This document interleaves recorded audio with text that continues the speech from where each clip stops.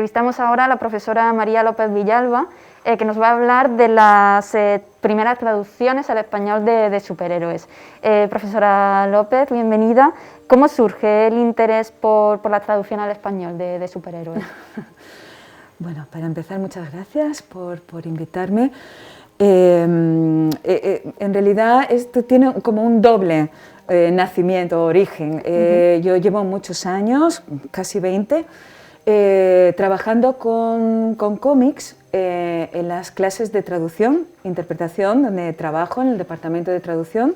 En concreto soy especialista en griego moderno, pero tengo a estudiantes de todas las lenguas en traducción especializada, y entonces hace como 20 años que trabajo con cómics en general, cómics griegos traducidos al español, y en el máster también, en el máster que tenemos, el máster en traducción para el mundo editorial del Departamento de Traducción e Interpretación, también imparto la asignatura de traducción de cómics, porque en este país se publican muchos cómics. Hay muchos seguidoras de cómics, y el 75% de los cómics que se publican en España son cómics traducidos. Vamos a pensar en Marvel, en DC Comics, por poner a los superhéroes, pero también manga y toda la tradición franco-belga, por decir Asterix o Tintín, ¿no? Son todos cómics traducidos, y no se entendería el cómic producido en español sin las traducciones, como cualquier otra rama, desde la literatura hasta la ciencia. Sin traducción no hay transmisión de conocimiento y también estético. Así que eso por un lado, y por otro lado un proyecto de investigación también que parte de nuestro departamento, que estudia fundamentalmente la traducción de los clásicos en las dos orillas del español. Entonces la tradición por ejemplo, de las traducciones de Homero o de Shakespeare en España y en los países latinoamericanos, y las tradiciones editoriales que han dado lugar a todas esas traducciones. Cuando llegó yo como miembro de este proyecto, pues claro, mi especialidad son los cómics, y ¿qué hago, no? En un género que tiene 100 años de vida dentro del concepto clásico. Pues claro, pensé, ¿qué hay más clásico en los cómics ahora mismo que los superhéroes? Y dentro de los superhéroes, pues yo tengo debilidad por Batman. ¿Y por qué? ¿Por qué Batman y no otro superhéroe? Pues en realidad, si tuviera que empezar por el principio, debería ser Superman, evidentemente, ¿no? Que fue el primer gran superhéroe. Pero dejando como objeto de estudio los clásicos, me parece que el personaje de Batman ha tenido una progresión mucho más versátil, más icónica, y a raíz, por ejemplo, de la saga cinematográfica de Batman, y lo vemos, ¿no? Como icono popular. Es un personaje que ha evolucionado, que es más versátil que el propio Superman. Entonces, por esa cuestión, porque me parece más interesante, más enriquecedor como personaje, eso me llevó a decantarme por Batman. Lo que pasa es que van juntos, ¿no? Claro. Cuando vas a estudiarlos, van saliendo juntos Superman, Batman y otros muchos superhéroes, pero claro, como tienes que elegir, pues yo elegí a Batman. ¿Y dónde, cuándo y cómo se encontró la primera, o se localizó la primera traducción al español de Batman? Pues sí, en cuanto te pones a decir, pues bueno, tengo que decir que los dos investigadores principales de este proyecto de investigación, que son Juan Jesús Zaro y Salvador Peña, tengo que decir públicamente que cuando yo les propuse estudiar a Batman, en vez de decirme tú estás loca, lo que me dijeron es adelante. Y esto requiere financiación, evidentemente, y aquí rompo una lanza, por favor, por financiar los proyectos de investigación, también en humanidades. Y entonces ellos me dieron luz verde, y yo empecé a buscar las primeras traducciones de Batman al español, que no tenía ni idea, vamos, cuando me puse a investigar. Y una de las cosas que hay que decir, muy importante, es la necesidad absoluta de investigaciones de cómic, porque yo empecé lo típico en Google, primera traducción del español, que podía decir primera traducción de Homero al español, y hay no sé cuántos estudios, primera traducción de Batman al español. Entonces me di cuenta que realmente eso requería una investigación y las pocas aproximaciones teóricas a este tema provienen de aficionados, con todos mis respetos, ¿no?, a los aficionados y frikis del género. Pero no hay un método científico, datos que puedas corroborar, entonces te mueves en una maraña de datos un poquito o bastante erróneos, que se van repitiendo de un blog a otro. Entonces todos los caminos de la gente que se había acercado un poco a este tema conducían a México. Yo no sabía por qué, no sabía por qué en el ámbito del español salían las primeras traducciones, las primeras aproximaciones en México. Entonces, ni corta ni perezosa, pues me fui a México y claro, pensaba que las informaciones con las que yo me movía pues eran correctas, y yo, pues así bastante pardilla, me fui a la Hemeroteca Nacional y dije, quiero este número de esta revista, que tengo el dato de que aquí salió por primera vez.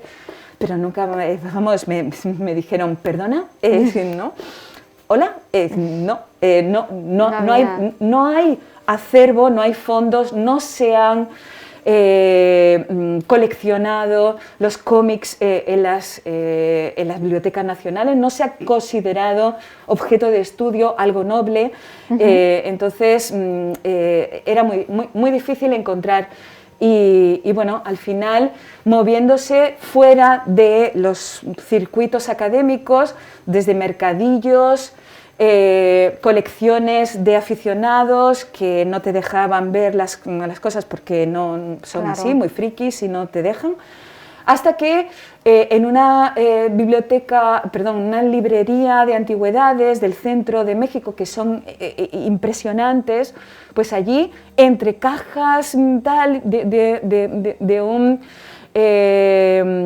librero consciente, ¿no?, de la importancia de los cómics en México, pues permitió, y entonces allí, en medio de cajas y lleno de polvo y tal, apareció el ejemplar mucho después de lo que yo me movía, porque Batman se publica por primera vez en Estados Unidos, en Detective Comics, se publica en junio de 1939.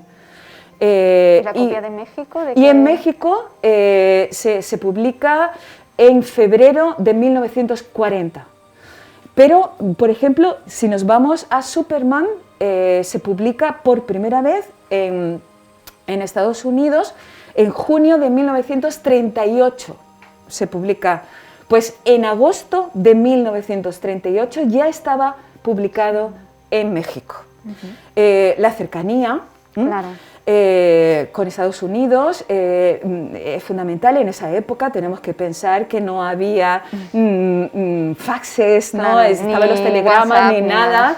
Las carreteras eran las que eran, los barcos tardaban lo que tardaban, los aviones, estamos en la época prebélica, la Segunda Guerra Mundial, todo eso había pues, problemas. Sin embargo, la industria, que eso fue un gran descubrimiento de por qué los superhéroes se publican en México, qué estaba pasando en México. Pues estaba pasando una revolución industrial de las editoriales y una cultura popular en México que aunque había un gran índice de analfabetismo, la revista de monitos, que es como se dice en México a los cómics, a los tebeos, aquí tenemos monigotes, que se parecen, pero los monitos pues fueron un furor. Fue el primer país del mundo en publicar revistas de cómics, solo de cómics, de manera diaria, y millones de ejemplares diarios. ¿Qué características editoriales y formales tenían? Bueno, tenía la traducción de Batman y este tipo de publicaciones. Esto es muy interesante porque uno de los rasgos fundamentales es que, claro, el cómic contemporáneo, tal como lo entendemos, es una tradición que nace de los periódicos de Estados Unidos a finales del siglo XIX. Y en México por la propia evolución del país y estos contactos, ¿no?, tan directos con Estados Unidos, que tienen frontera, empezaron justo a la vez, en 1934-35, empezaron a publicar revistas exclusivas. Entonces, eso significó una brecha, ¿no?, de comercial, que rápidamente algunos editores vieron las posibilidades de ganar mucho dinero con los cómics. Claro. Entonces, una de las características es que las revistas de cómics en Estados Unidos son mensuales. Sin embargo, cuando nace a la vez en México, de manera casi simultánea, ya nace de manera semanal y luego empiezan a ser diarias. Imaginaros la cantidad de material que hace falta para primero traducir todo eso, claro, porque es como se introducen las traducciones, pero luego claro, necesitan rellenar páginas. Claro. ¿Qué hacen? Pues producción nacional, y eso va creando una cultura popular tradicional mexicana impresionante. ¿Y cuál es el papel ahí de la traductora, ¿no?, del traductor, y por qué es importante? Todo esto es que, claro, requiere un poco de profundidad, pero una de las características es que la mayoría de los agentes que trabajaban en una editorial que producía de esta manera, desde los dibujantes a los maquetistas, rotulistas, la gente que hace las impresiones, toda esa cadena de montaje impresionante, los traductores formaban parte, las traductoras formaban parte de esa cadena de montaje, pero una de las características que tenemos de dificultad es que todos los archivos que deberían, por ejemplo, archivos administrativos, quién compraba los derechos a los cómics norteamericanos, qué margen, ¿no?, contaban de trabajo los traductores para entregar, cómo lo hacían físicamente, cómo se traducía, cómo se rotulaba, no ha quedado nada. No, prácticamente es complicadísimo encontrar ejemplares cuando se movían con millones diarios, y ahora es como lágrimas en la lluvia, se están perdiendo.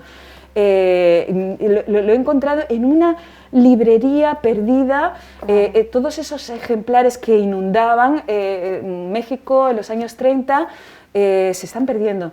Y toda, claro, la información, los archivos, todo eso se ha perdido. Entonces, no sabemos, no hay constancia de quiénes eran esos agentes, ¿no?, las personas concretas con nombres y apellidos, mujeres también, que estaban ahí. No lo sabemos, o por ahora, no lo sabemos. Habría que indagar un poco más, porque, entre otras cosas, para no pagar Hacienda y este tipo de cosas, no tener facturas, trabajar en negro, propio, ¿no?, de lo efímero y precario de la industria editorial. No quedan constancias, y entonces la gente además está muriendo, claro, ya está muerta. Toda la gente que vivió en los años 30 trabajando ya prácticamente no existen, y entonces tampoco hay testimonios personales, nadie se ha interesado por esto, por trabajar. Los propios mexicanos no tienen ni conciencia, ¿no?, de esto, ¿no? Y algo así como en España. Tenemos que decir que cuando llegan los superhéroes a España, permíteme que señale esto, porque claro, cuando yo me hice la pregunta, lo primero que hice es decir, bueno, ¿y en España cuándo se traducen, ¿no?, los superhéroes? Pero tenemos que decir que cuando surgen los superhéroes, 38-39, tenemos una guerra civil, claro, y ya sabemos quién ganó la guerra civil, y entonces los superhéroes estaban prohibidos, censurados porque se consideraban que emulaban los poderes divinos.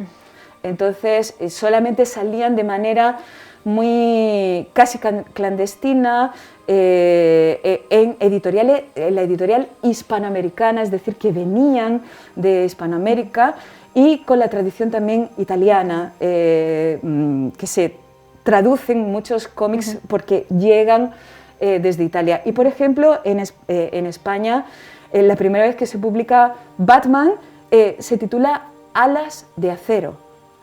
Y imaginad ya las connotaciones, y son traducciones de traducciones, se inventan viñetas, es alucinante, impresionante. En México, cuando se publican, Batman se llama El Murciélago, El Murciélago, y Superman es el superhombre. Y claro, luego vas viendo cómo se va cambiando, y imaginad la cabecera de Batman, y poner el murciélago. Claro. Es que ya en el español hay un problema gordo de traducción. Totalmente. Muy bien, pues muchísimas gracias, profesora López, por acercarnos a la traducción de superhéroes. Yo, es muy interesante. Encantada por darme esta oportunidad, y por supuesto animar a que cualquier objeto de estudio tratado con rigor y con ganas de llegar al fondo de ese fenómeno es apasionante. Gracias.